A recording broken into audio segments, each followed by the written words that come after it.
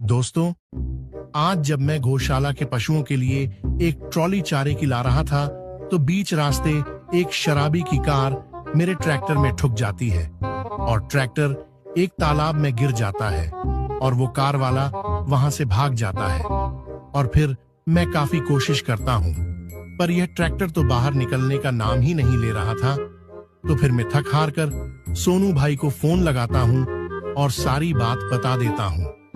फिर थोड़ी देर बाद मेरे पास सोनू भाई आता है और उस शराबी को भी पकड़कर साथ लाता है और उसे तालाब के अंदर है और मेरे ट्रैक्टर को बाहर निकाल देता है। तो दोस्तों, सोनू भाई ने उस शराबी के साथ सही किया या गलत, कमेंट में जरूर बताना।